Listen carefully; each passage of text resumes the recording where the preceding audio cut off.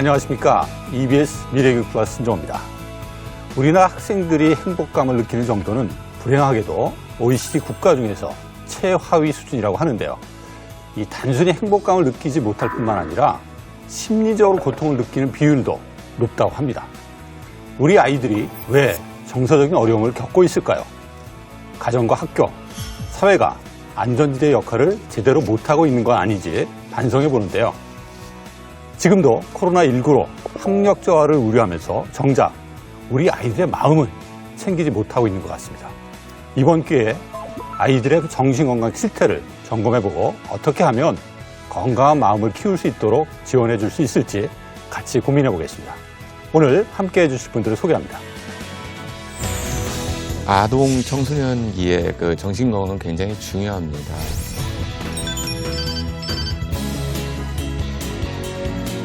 상담이 작년에 비해서 85.7%나 급증했다라고.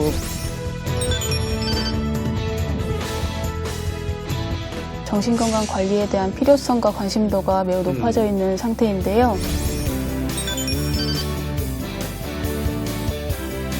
신체 활동은 하나의 체험 치유로서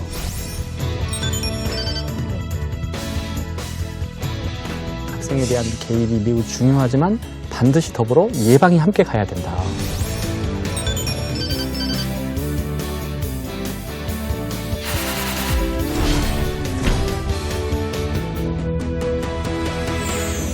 이게 상당히 어떻게 보면 그 코로나19가 사회적으로 가져온 중요한 그 문제라고 생각이 드는데 이러다 보니까 우리 학생들의 정신건강 문제도 생각하지 않을 수 없는 것 같아요. 그러니까요. 실제 우리 청소년들 정신건강 실태가 어떤지 우리 본부장님 나오셨으니까 오늘 좀 짚어주시죠. 저희 지금 그 한국청소년상담복지개발원에서 이제 운영하고 있는 그 청소년 사이버 상담센터가 있거든요. 예. 실제로 요번 연도, 그러니까 코로나 이후 3월부터 9월까지와 이전에 작년에 3월부터 9월까지의 그 정신건강 그 문제와 관련해서 저희를 분석을 해봤어요. 그랬더니 이제 우울, 불안, 충동, 분노 조절과 같은 문제와 관련된 상담이 작년에 비해서 85.7%나 급증했다라고 볼 수 있고요. 이제 어떻게 보면 이 우울이나 이런 것들이 좀 더 심각해지는 단계에서는 자해나 자살 같은 문제들이 생기게 되어 있거든요. 근데 자살 자해와 관련된 상담도 지금 69.7%가 증가했다라고 볼 수 있습니다. 그래서 사실은 이게 코로나19와 관련해서 청소년들이 어떻게 보면 정신건강과 관련된 위험들이 좀 더 많이 급증하고 있다. 그리고 실제로 상담 건수도 이제 자살과 관련된 상담 건수도 보면 지난해에 비해서 1,660건으로 작년에는 1,660건이었는데 올해는 3,292건으로 2배 가까이 지금 늘어난 상태입니다. 그래서 조금 저희들이 많이 지켜봐야 된다라고 볼 수 있을 것 같습니다. 학생을 대상으로 한 정서행동 특성 검사를 실시합니다. 정서행동 특성 검사에 대한 결과를 국감 금년도에 강두구 위원님 발표 자료에 의하면 81,900명이 관심군 학생으로 통계가 되고 있습니다. 대략 한 9만 명이네요. 예. 그래서 1학년, 4학년, 초등학교, 그다음에 중학교, 고등학교 1학년만을 대상으로 하는 표본 조사입니다. 그래서 보통 한 4.6% 정도를 관심군 학생으로 분류가 되고 있고요. 그중에서 관심군 학생 중에 우선관리군과 일반관리군이 있는데 우선관리군 속에는 자살 위험군 학생이 포함되고 우울증 학생들이 포함되고 있습니다. 아유, 상황이 좀 심각하네요. 그러니까. 근데 교수님, 우리나라 참 이게 왜 그런지 진짜 모르겠는데 특히 우리나라 청소년들의 그 자살률이 굉장히 높다라고 이야기를 하는데 도대체 왜 이런 결과가 나오는 거죠? 네. 사실은 이제 우리나라 청소년들 그 위기 문제 중에 1번은 이제 자살률이지만 전 세계적으로 비교하면 이제 한국의 청소년의 자살률은 한 12, 11위 정도입니다. 전 세계에서? 네, 전 세계적으로 비교하면. 그것도 높은 거죠. 네, 상당히 높죠. 청소년들의 정신건강 문제가 예를 들면 자살, 사고라든가 우울이라든가 불안이라든가 자해라든가 이런 부분들이 증가하고 있는 것은 한국뿐만 아니라 유럽, 미국, 전 세계적으로 증가하고 있습니다. 이거에 대한 이유는 뭐냐? 첫 번째 이유는 이제 많은 전문가들이 공통적으로 하나 이야기한 것은 핵가족화입니다. 핵가족화. 네. 그러니까 옛날에는 이제 대가족이고 엄마 아빠도 집에 있고 또 할머니 할아버지 이모 삼촌 같이 살 때는 이 스트레스들을 이렇게 버퍼링 역할을 해주는 거죠. 스펀지처럼 다른 가족들이 이 스트레스를 이렇게 흡수해 주는 거예요. 근데 이게 가족이 계속해서 줄어들면서 오로지 아이들이 자기의 스트레스를 혼자만 해결해야 되는 이런 사회적 구조로 가다 보는 거죠. 이러다 보니까 이제 자본주의가 발달하고 경제가 발전한 나라일수록 청소년들의 정신건강 문제는 이제 훨씬 더 취약해진다. 이게 이제 전 세계적인 어떤 트렌드에 비슷하다면 이제 우리나라만이 가지고 있는 또 하나의 특성이 있습니다. 네. 우리나라만이 가지고 있는 또 하나는 학업이 상당히 경쟁적이지 않습니까? 학교의 교육 시스템 자체가 한국적인 특성이기 때문에 경쟁적일 수밖에 없는데 뭐 이렇게 보면 스트레스 환경에 초등학교 때부터 이렇게까지 오랜 기간 동안 노출된다면 거기서 당연히 감당할 수 없는 아이들이 생기는 거죠. 그렇죠. 이런 문제들이 이제 같이 혼합되어 있는 것 같습니다. 지금 이제 쭉 말씀을 해주셨는데 이 청소년들이 이런 심정 문제를 경험하게 되면 와서 좀 얘기를 하면 좋잖아요. 내가 힘듭니다. 도와주세요. 이러면 좋은데 그렇게 하는 경우가 상당히 드물거든요. 저 자신도 그 청소년기 때 보면 저도 좀 심리적으로 힘들었을 때 누구한테 가서 나 힘들어요. 이런 얘기가 쉽지 않더라고요, 하기가. 맞아요. 그렇다고 했을 때 그냥 우리가 아이들이 올 때까지 기다릴 수는 없을 거고 어떤 행동상에 나타나는 어떤 특징들이 있을 것 같은데 좀 가족들이 좀 유심하게 봐야 될 행동 특징 같은 게 있을까요? 제 생각에는 일단 기본적으로 이제 말씀하신 대로 말을 아이들이 잘 안 할 수 있고 특히 평소에 자기의 어떤 힘든 거나 이런 것들을 잘 지각하지 못하는 아이들의 경우에는 더 얘기하기가 어렵잖아요. 근데 사실 이렇게 좀 유심히 보시면서 잠을 잘 못 잔다거나 아니면 뭐 예를 들어서 어느 순간부터 미디어에 굉장히 많이 빠져서 미디어 사용 시간이 되게 많아진다라거나 아니면 뭐 예를 들어서 좀 갑자기 어느 순간부터 뭐 방문을 닫고 들어가서 자기 많은 시간을 가지려고 한다거나 무슨 얘기를 했을 때 조금 약간 공격적이기까지는 아니지만 좀 약간 그런 태도나 이런 그런 말투나 이런 것들이 조금 달라진다라거나 이런 것들을 좀 유심히 보실 필요가 있을 것 같고요. 아무래도 뭐 학교에 가거나 이런 거 관련해서도 학교에 가기 싫다라고 얘기한다거나 뭐 최근에 친구 누구와 뭐 좀 잘 안 지낸다라거나 이런 약간 그런 흔적들을 좀 보실 필요가 있을 것 같습니다. 그리고 조금 유심히 보셔야 되는 부분들은 요즘에 아이들 중에 이제 스트레스가 많은 아이들은 약간 자해를 하는 경우들도 많이 있거든요. 그래서 조금 그냥 조심히 이렇게 몸이라든지 이런데 뭔가 상처가 있는지 이런 것들을 조금 보시는 거 이런 것들도 중요할 것 같습니다. 아이고 이게 참 들으면 이렇게 가슴이 이렇게 아파요. 예. 아니 근데 과장님, 그 이 청소년기 또 아동 청소년기 정신 건강의 중요성은 뭐 아무리 말을 해도 뭐 지나치지 않을 정도로 중요한데 그 부분을 다시 한 번만 좀 정리해서 좀 부탁드릴게요. 예, 아동 청소년기의 그 정신 건강은 굉장히 중요합니다. 이 아이들을 그대로 방치하게 되면 나중에 좀 극단적인 그 경계성 장애까지도 갈 수도 있는 상황이기 때문에 우리 그 학교와 그다음에 교육청과 그다음에 지역사회가 협력해서 우리 아이들을 적극적으로 돌봐주고 멈춤만큼 울망을 확보해야 된다고 생각을 합니다. 그렇군요. 저는 그런 생각이 들어요. 그러니까 이게 청소년기이기 때문에 청소년기는 기본적으로 발달 단계에 있다라고 볼 수 있잖아요. 그러니까 뭐 예를 들어서 내가 중고등학교 시기에 청소년기에 대인관계를 잘 못한다. 이런 부분에서 이게 만약에 그 내가 어떤 사람인지 내가 어떤 관계를 잘 못하는 사람이다라거나 이런 식으로 아이들이 인식을 하게 되면 나중에 나이 들어서 성인기 때는 더 자신감을 많이 잃게 될 것이다. 그래서 이 청소년기는 사실 그 이후에 성인기에 너무 많은 영향을 주기 때문에 이런 정서적인 부분들을 다뤄주는 게 되게 중요한 것 같고요. 기본적으로 충동성이 조금 있기 때문에 그래서 그런 행동에 대한 통제가 조금 어려울 수 있기 때문에 그러니까 감정에 대한 조절이나 대처가 조금 미숙할 수 있다. 그래서 사실은 청소년기에 조금 더 관심 있게 봐주시면 좋을 것 같기는 해요. 본부장님 말씀 이렇게 들을 때마다 갑자기 이렇게 가슴이 계속 아프지? 제가 너무 고위기 청소년들 많이 상담해서 그러실 수도 있어요. 아니 근데 지금 뭐 이야기한 사례 중에서 이제 코로나 블루 아까 우리 얘기했었잖아요. 고등학생들 같은 경우에는 좀 그런 게 좀 심하다고 했는데 초등학생들은 요즘 학교 안 가니까 어떻게 좋아요 그러나요? 초등학생들은 코로나 블루 안 겪나? 어떻게 이야기를 해요? 네, 일단 등교를 하지 않는 학생들 같은 경우에는 온라인 수업에 참여를 해야 되는데요. 그러니까요. 목소리, 몸짓이나 얼굴 표정 같은 감정의 소통의 과정이 없는 스마트 기기 앞에서 이제 하루를 보내고 있기 때문에 좀 학습에 대한 집중력도 좀 저하될 뿐만 아니라 심리적으로 좀 매우 이제 불안한 상태라고 생각하고 있습니다. 더욱이 신체 활동량이 줄어듦에 따라서 이제 움직임을 통해서 좀 해소될 수 있는 그런 에너지들이 이제 보이지 않게 쌓이고 있기 때문에 짜증이라든지 주의산만, 학습 태만과 같은 부정적인 방식들로 표출되고 있는 사례가 많이 이제 나타나고 있는 것 같습니다. 근데 박규빈 선생님 아까 말씀 중에 아이들이 밖에 나가서 활동을 하지 못하다 보니까 더 답답해하고 또 어떻게 보면 심리적인 문제가 생길 수도 있는 것 같다 말씀하셨는데 실제 제가 봐도 밖에서 뛰어놀고 아이들 친구 만나고 이러면은 정서적 문제도 좀 없어질 것 같은데 이런 답답함이 밖에서 활동 못하는 이런 답답함이 일상생활이나 학업 이런 데 많은 영향을 미칠 수밖에 없겠죠. 그 신체 활동이 가져다주는 어떤 그 신체적 또는 정신적 사회적인 효과에 대해서는 모든 분들이 다 아실 겁니다.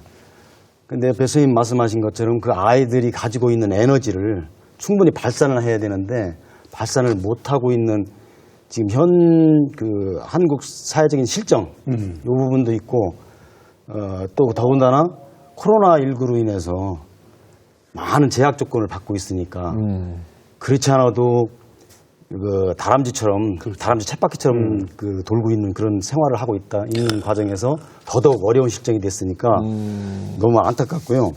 이러한 것을 그런 에너지를 발산을 하면서 자신의 어떤 그 가졌던 그 마음의 어떤 정화 상황 이런 것을 만들어가고 그렇게 함으로 인해서 조화로워질 수 있는 그러한 효과가 있습니다. 결국은 자연이라는 것을 통해서 신체 활동은 하나의 체험 치유로서 그렇게 말할 수가 있겠습니다. 예. 이동 교수님, 그런 연구 결과 많이 요새 나올 것 같은데요. 네, 이제 기본적으로 이제 청소년기 시기가 신체적으로 이제 에너지를 받고 발산을 해야지 되는 시기잖아요. 그러다 보니까는 아까 중요한 이야기 자기 효능감이라는 말씀을 해주셨는데 효능감이라는 게 사실 그런 의미잖아요. 내가 뭔가 스스로 해낼 수 있다는 자기 자신에 대한 어떤 믿음이거든요. 근데 이제 밖에 나가서 뛰어내지 못하면 결국 긴장감이 올라가고 이렇게 불안감이 올라가는 거죠. 이제 이런 기간에 오랫동안 노출되면 가장 결정적으로 이제 무력감이 생기는 거예요. 내가 할 수 있는 게 하나도 없다.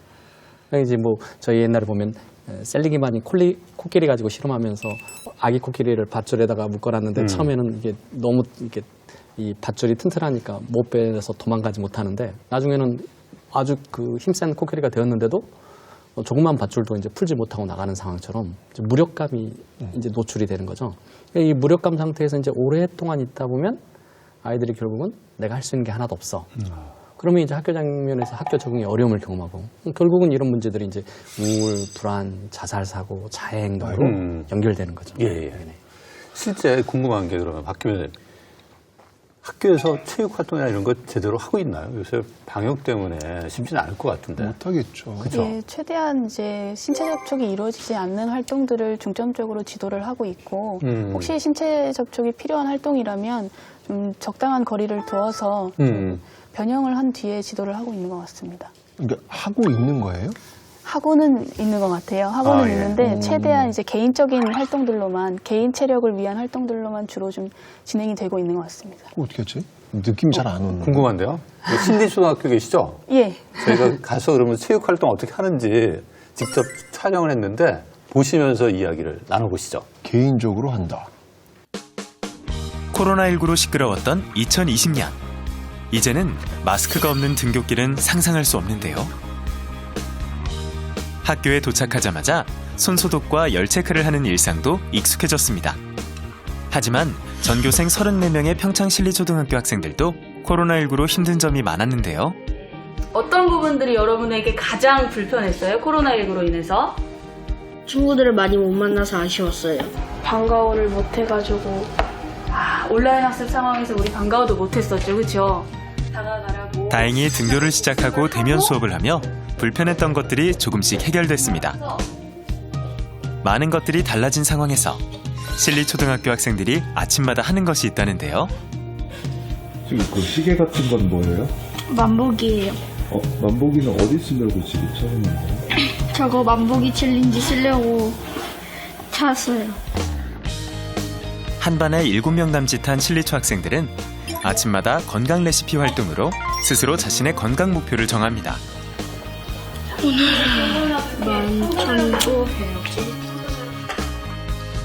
자신이 정한 목표 걸음수를 채우기 위해 아침부터 부지런히 움직이기 시작하는데요. 처음엔 꾸준한 운동을 위한 활동이었지만 코로나19가 길어지며 학생들의 마음 건강을 걱정하는 선생님의 고민도 담겼습니다. 내 학생들은 냅둬도 2만 본 갈 텐데. 그런 걸 체크하는 게 굉장히 아이들이 움직이는 데 도움이 되더라고요.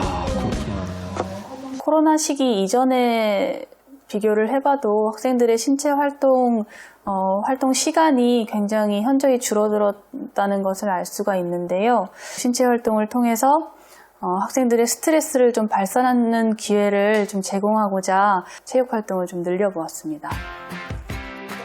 아침부터 활발히 움직인 덕분에 한결 맑은 정신으로 공부에 임해보는데요. 드디어 기다리고 기다리던 점심시간. 열심히 운동하고 공부까지 했으니 당연히 밥도 더 맛있겠죠. 순식간에 한 그릇 뚝딱 해치우는데요. 친구, 네, 밥을 왜 이렇게 빨리 먹었어요? 운동해야 되니까요. 운동이요? 네, 아침에 와서 운동인데 쓰고요?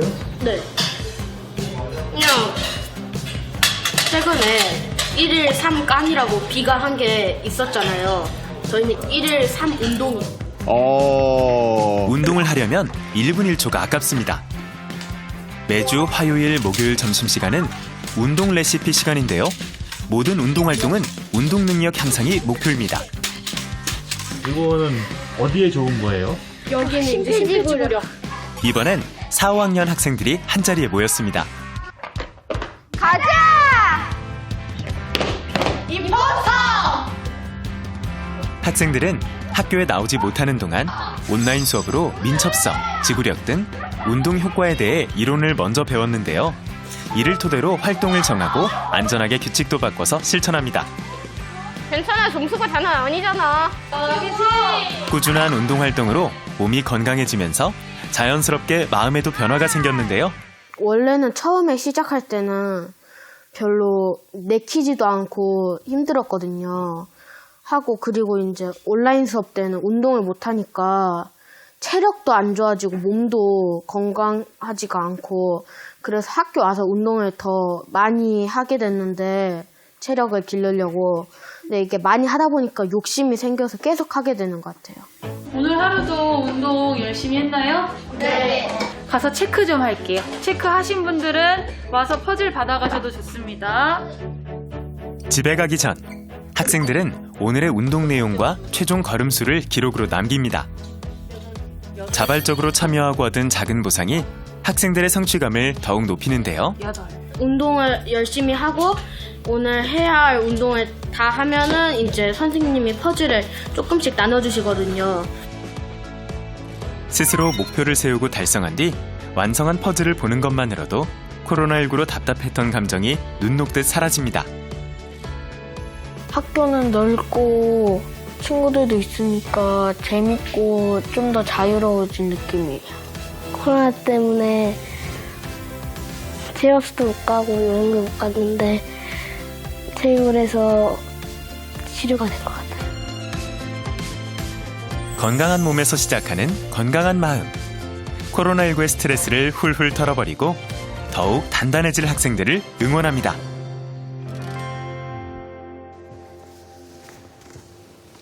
예, 진짜 화면에서 보니까 사람들이 몸을 움직이지 않으면 마음도 안 움직인다라고 하는 걸 우리 아이들 통해서 보게 되는 것 같아요. 정말 움직이니까 얼마나 활기 넘쳐 보이고 학교에서의 생활이 즐거워 보여요. 근데 이런 활동하는 기회가 적어진다는 게 그게 좀 안타까운. 아, 이게 보면서 이렇게 짠하죠? 왜 이렇게 계속 짠하네. 학교가 결국은 이제 그 단어를 생각나요. 인간은 사회적 동물이다. 그렇지. 그러니까 이제 결국은 이제 저희 상담 이론 중에 아들러라고 하는 사람이 있는데 이 사람은 치료책을 뭐라고 했냐면 사회적으로 연결되는 거. 그러니까 이제 우울과 불안이 생겨도 친구들하고 연결시켜주고 다양한 활동에 연결시켜주면 자연스럽게 건강하게 된다. 그런 영상을 아주 모범적으로 지금 보여주는 것 같습니다. 아니 선생님 지금 이걸 하면서 저는 일단 학생들이 뭔가 이렇게 좀 이렇게 숨을 좀 쉴 수 있는 그런 시간이었겠다라는 그런 생각이 드는데 아이들 반응은 어때요? 분명히 좀 이렇게 긍정적 반응이 좀 있을 것 같은데. 아이들은 일단 먼저 온라인 수업 때 집에서 학습을 할 때보다는 훨씬 더 이제 좀 표정이 좀 밝아진 것 같거든요. 정서적인 변화에도 좀 많은 변화가 있었고요. 그 말씀을 또 듣다 보니까 생각나는 게 우리 학교 하면 뭐 지식을 가르치는 것, 또 운동하면 이제 신체 건강을 먼저 생각하잖아요. 근데 또 우리가 더불어 생각하는 게 정신 건강인데 맞아요. 학교에서 아이들의 정신 건강을 책임져 준다. 이게 아직까지는 낯설거든요.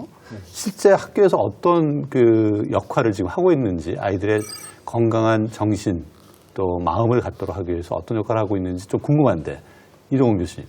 네, 이제 가족의 해체가 최근에 이제 계속해서 있어지고 부모가 이제 맞벌이를 하면서 옛날에는 이제 이런 아이들의 정서 건강을 가정이 담당했는데 이제는 그런 역할을 이제 잘 못하게 되는 거죠. 그러다 보니까 이제 국가가 보니까 사회가 보니까 너무 이게 위험하다. 그래서 이제는 이제 미국이든 유럽이든 국가가 이게 사회 안전망을 구축을 해서 정서적인 지원을 직접 하자. 그래서 이제 학교에서 이걸 더 이게 구체적으로 하자. 그래서 지금 이제 외국의 사례들을 보면 학생들의 스트레스 관리 교육을 대단히 강화시키고 있거든요. 너의 스트레스 관리를 네가 이제 스스로 건강하게 하자. 이게 하나의 어떤 트렌드로 지금 이제 가고 있는 것 같습니다. 박규민 선생님.